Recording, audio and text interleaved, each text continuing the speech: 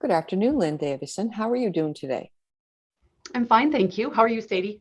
I'm just great, thanks. Thanks so much for taking the time today to speak with me about the Service Leaders Forum. Before we get started, could you introduce yourself and share a bit about your present role and your work history? Sure. I'm Lynn Davidson from Kootenay Insurance in Trail, BC.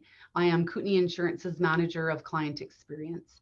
I started with the credit union back in 1982, moved over to insurance in 1988, where I worked in ICBC for a few years, and then I moved over to the personal line side selling home insurance. Went to a branch manager position in 2012 and into my current role as the Manager of Client Experience, where I am today. Wow, you've gained a lot of experience in the insurance industry over the years, haven't you? Mm. It's one of the reasons I actually thought your feedback would be so valuable to me today. Um, so what I want to talk to you about, as I already mentioned, is your exposure and your team's exposure to the Service Leaders Forum, the iC3 peer group. So Mhm. what was your main struggle, the main struggle that you had that initiated your interest in joining this forum in the first place? Mhm. The struggle was that I wanted to know how other offices are dealing with insurance industry changes and what are their challenges. The service leader group allows us to reach out to others in our peer group. It provides a support system to help and learn from each other, deepens our knowledge and understanding, and a way to get confirmation that we're on track. Right, probably the same kind of challenges that most of the people that you are dealing with in the forum Mhm. are having. So did the exposure to the peer group meet with your expectations? Absolutely. The group more than exceeded my expectations. I've learned so much being part of this peer group.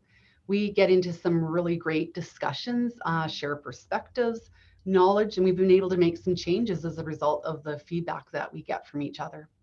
That's awesome. It's probably nice to know that you're not alone in some of these challenges that you're being faced with as well.